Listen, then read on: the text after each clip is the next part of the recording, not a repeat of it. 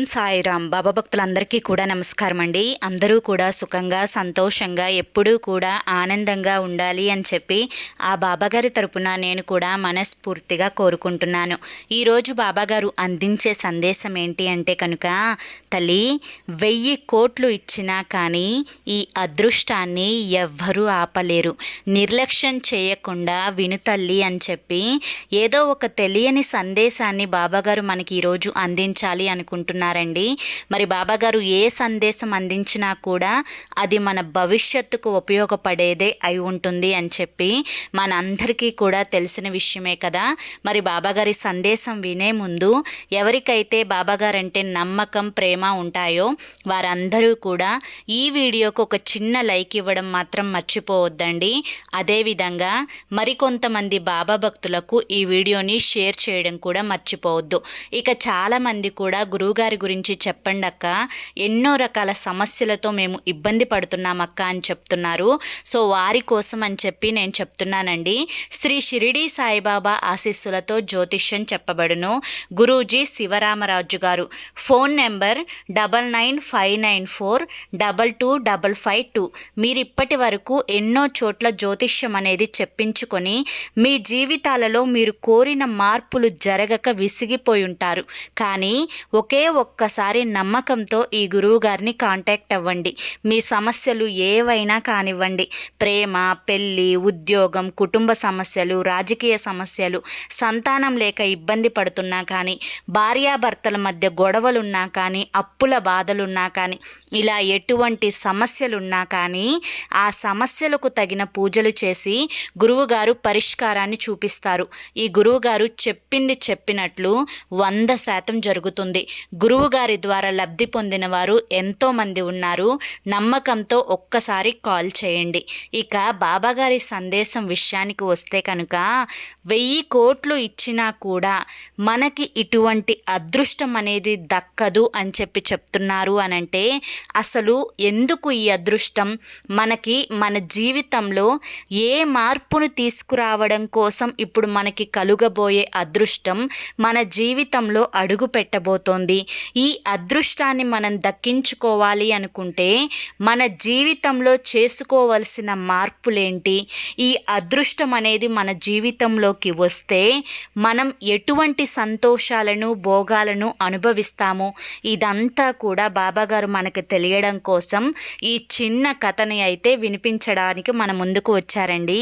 అయితే ఆ కథ ఏంటో ఎక్కడా కూడా స్కిప్ చేయకుండా చివరి వరకు చూస్తేనే బాబాగారి యొక్క సందేశంలో ఉండే ఆంతర్యం ఏంటో మనకి అర్థమవుతుంది.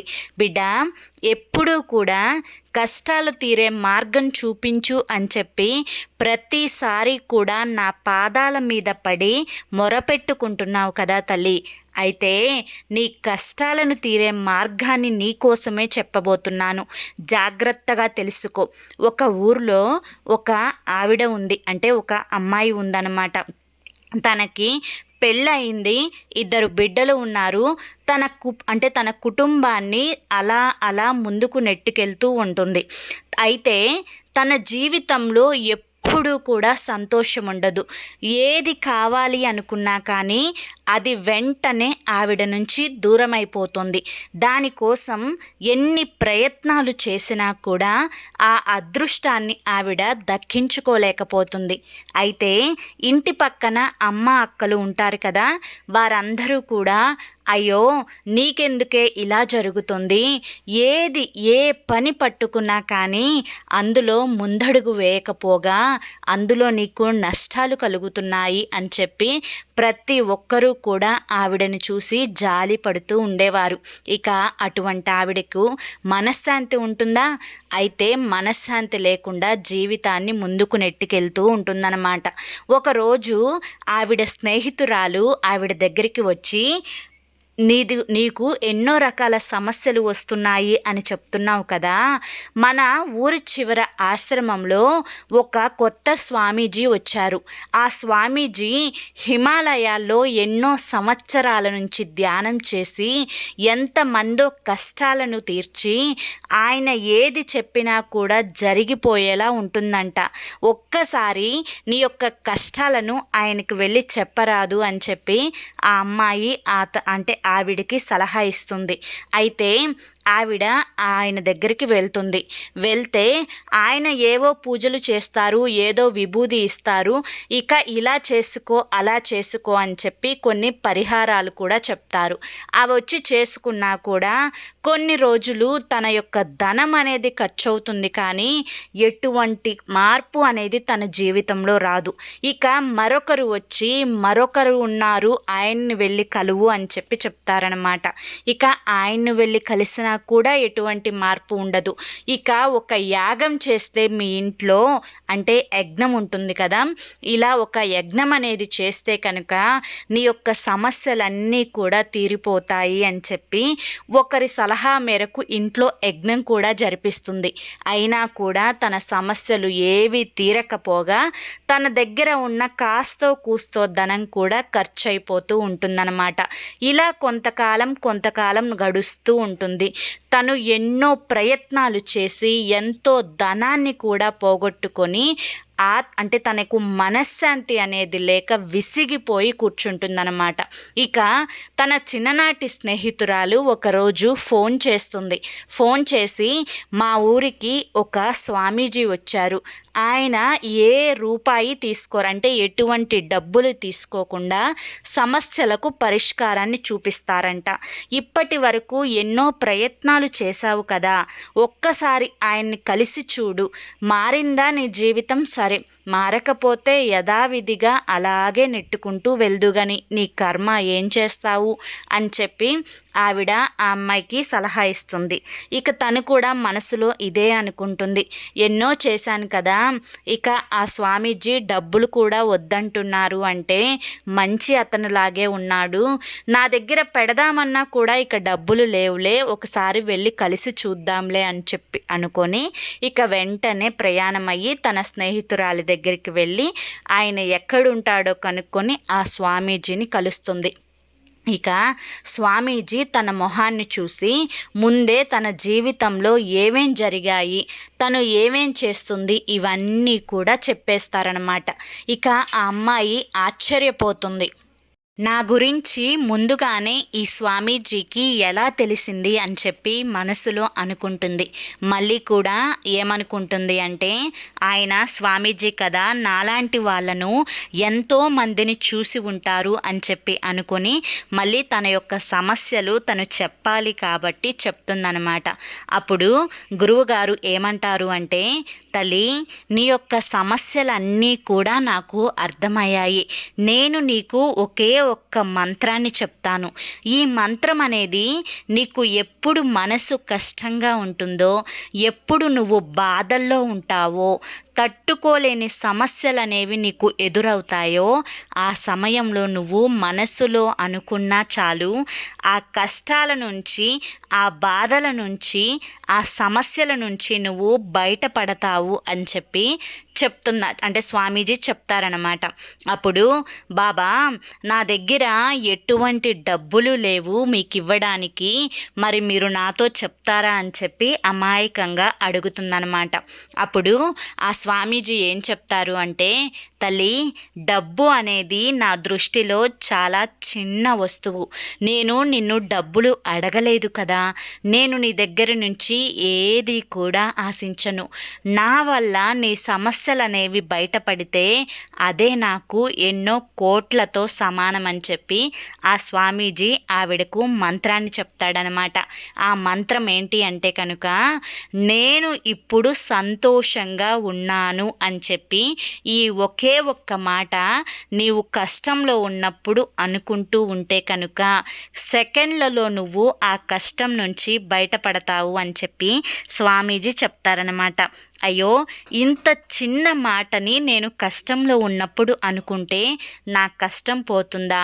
ఇది నా దృష్టిలో చాలా చిన్న విషయం స్వామి. అయినా కూడా ఎంతో అనుభవం ఉన్న మీరు నాకు చెప్పారు అంటే ఖచ్చితంగా ఇది పనిచేస్తుంది అని చెప్పి నేను నమ్ముతాను అని చెప్పి సంతోషంగా అక్కడి నుంచి ఆవిడ వెళ్ళబోతుందన్నమాట. ఆవిడ వెనుతిరిగి వెళ్ళే సమయంలో స్వామీజీ ఒక్కసారి వెనక్కి పిలిచి, అమ్మా, నీవు మంత్రం అనుకునేటప్పుడు ఎట్టి పరిస్థితులలో కూడా నీకు కోతి అనేది గుర్తుకు రాకూడదు అని చెప్పి చెప్తారనమాట. ఏం మాట్లాడుతున్నారు స్వామి? నాకు కోతి ఎందుకు గుర్తుకు వస్తుంది? నేను ఏ రోజు కూడా కోతిని అసలు మనసులో కూడా తలుచుకోను. అసలు కోతిని చూసి నేను ఎన్నో సంవత్సరాలైంది. ఇప్పుడు కొత్తగా ఈ కోతి గోల నాకేంటి అని చెప్పి అనుకొని ఎటువంటి ప్రసక్తి లేదు నేను కోతిని అనుకోవడం అనేది అని చెప్పి వెళ్ళిపోతుందన్నమాట. ఇక నేను సంతోషంగా ఉన్నాను అని చెప్పి ఆ మంత్రాన్ని ఆవిడ అనుకుంటూ వెళ్తూ సడన్గా ఆగిపోతే అక్కడ కోతి అనేది తన మనసులోకి వచ్చి అక్కడ ఆగిపోతుందన్నమాట. అయ్యో, ఎప్పుడూ లేనిది నాకు ఈ కోతి ఎందుకు గుర్తుకు వచ్చింది? నేను కోతిని తలుచుకోకూడదు అని చెప్పి అనుకుంటూ కొంచెం దూరం వెళ్ళంగానే ఒక చెట్టు మీద కోతి అరటి పండు తింటూ కనిపిస్తుంది. ఇదేంటి, నాకు కొత్తగా ఈరోజు కోతి కనిపించింది, వామ్మో ఏం అపశకునం, అంటే ఏ అపశకునం జరుగుతుందో, ఏమి ఇదైపోతుందో, ఈ మంత్రం పనిచేస్తుందో లేదో, నేను కోతిని చూడకూడదు అనుకుంటూ అక్కడి నుంచి మరికొంచెం దూరం వెళ్ళిన తర్వాత మళ్ళీ కోతి గుర్తుకు వస్తుంది. అయ్యో, ఇదేంటి, నేనేం పాపం చేశాను? స్వామి నాకు ఈ మంత్రం చెప్తే పదే పదే ఈ కోతి ఎందుకు నాకు గుర్తుకు వస్తుంది అని చెప్పి మళ్ళీ అలాగే తిప్పలు పడుతూ ఇంటికి వెళ్తుందనమాట. ఇంటికి వెళ్ళిన తర్వాత ఇంట్లో పిల్లలిద్దరూ కూడా గొడవ చేస్తూ ఉంటారు. అలా గొడవ చేయగానే పిల్లలిద్దరినీ అంటుంది, అరే కోతి మొహల్లారా, ఏంటి మీ కోతి గోల అని చెప్పి అరుస్తుందనమాట. అలా అరిచిన వెంటనే అదేంటి, నేను పిల్లల్ని కూడా కోతి కోతి అంటున్నానేంటి అని చెప్పి మనసులో మళ్ళీ అనుకుంటుంది, నాకు ఈ కోతి ఎందుకు గుర్తుకు వస్తుంది అని చెప్పి.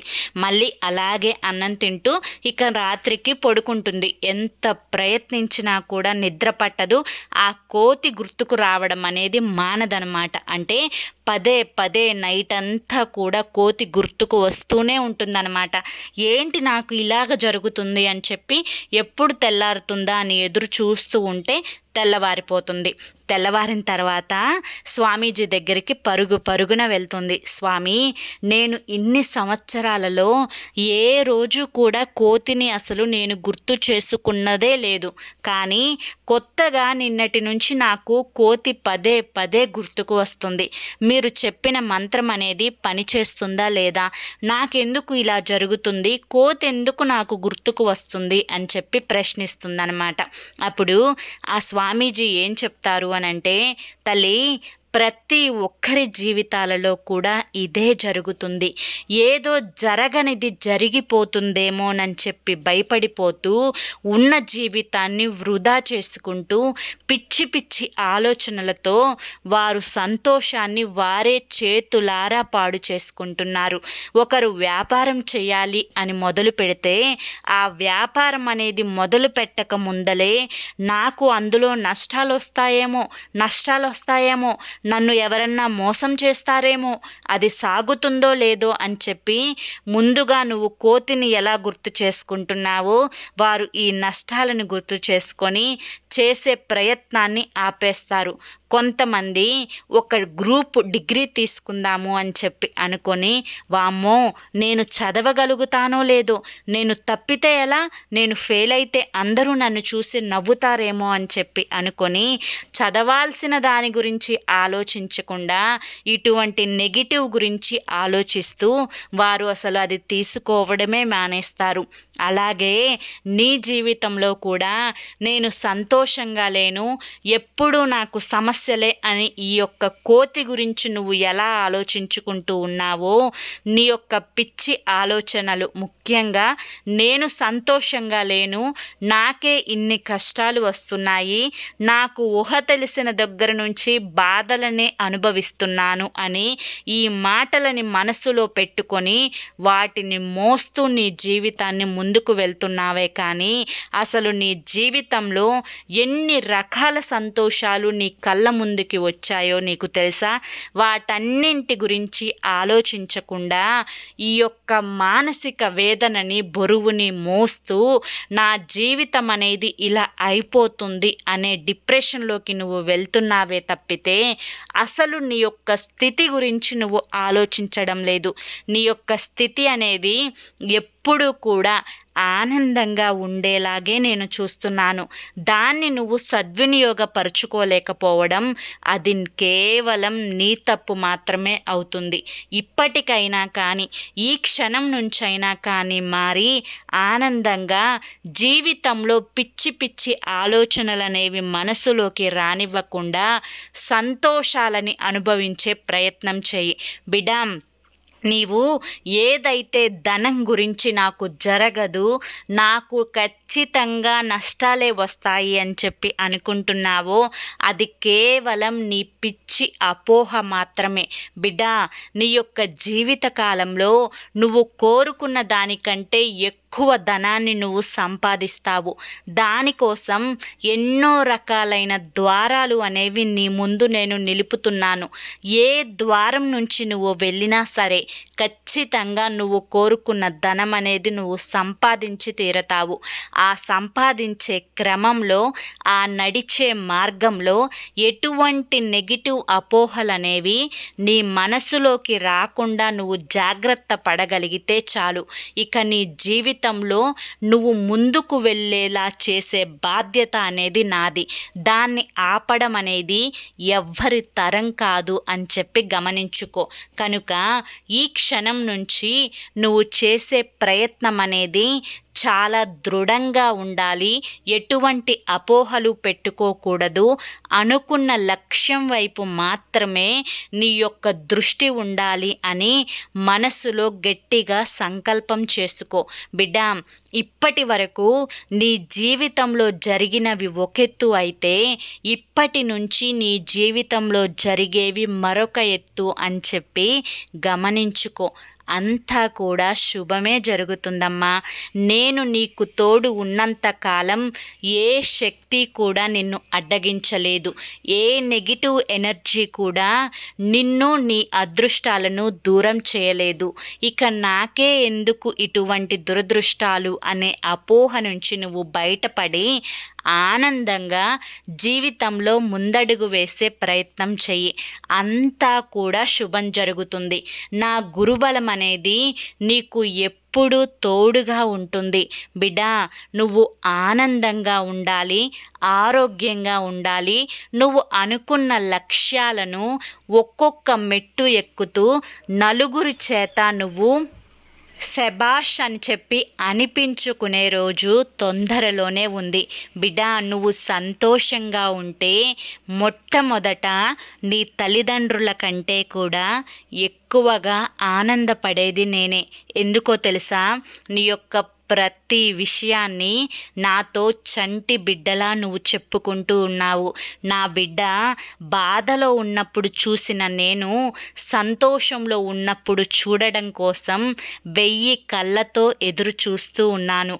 నీవు కోరిన ఫలితాలు అనేవి తొందరలోనే నీకు చేరువయ్యేలా నేను నిన్ను ఆశీర్వదిస్తున్నాను. నీకిప్పుడు సంతోషమే కదా తల్లి అని చెప్పి ఈరోజు బాబాగారు మనకి చాలా చక్కటి సందేశాన్ని అందించారండి. అదేవిధంగా మన మనసులో ఉన్న అపోహలను పూర్తిగా తొలగించుకోమని చెప్పి ఈ సందేశం ద్వారా బాబాగారు మనకి తెలియపరిచారు. అంటే మన యొక్క అపోహలతో మనం ఇబ్బంది పడిపోతూ మనం కోరుకున్న తీరాలకు చేరుకోలేకపోతున్నాము అని చెప్పి బాబాగారు మనకి ఈ సందేశం ద్వారా తెలియపరిచారు. మరి ఈ సందేశం మీ అందరికీ కూడా నచ్చింది అనుకుంటున్నాను. నచ్చింది అనిపిస్తే తప్పకుండా చూసి వెళ్ళే వాళ్ళు ఒక చిన్న లైక్ ఇవ్వడం మాత్రం మర్చిపోవద్దు. అదేవిధంగా మన ఛానల్ని సబ్స్క్రైబ్ చేసుకోవడం కూడా మర్చిపోవద్దు. మరికొంతమంది బాబా భక్తులకు ఈ వీడియోని షేర్ చేయడం కూడా మర్చిపోవద్దు. కింద ఖచ్చితంగా ఓం సాయిరామ్ అని చెప్పి కామెంట్ పెట్టడం కూడా మర్చిపోవద్దు. మరి రేపు మరొక మంచి సందేశంతో తప్పకుండా కలుసుకుందాము. అంతవరకు కూడా బాబా ఆశీస్సులు మీపై ఉండాలి అని చెప్పి మనస్ఫూర్తిగా కోరుకుంటూ సర్వే జనా సుఖినో భవంతు. ఓం సాయిరామ్.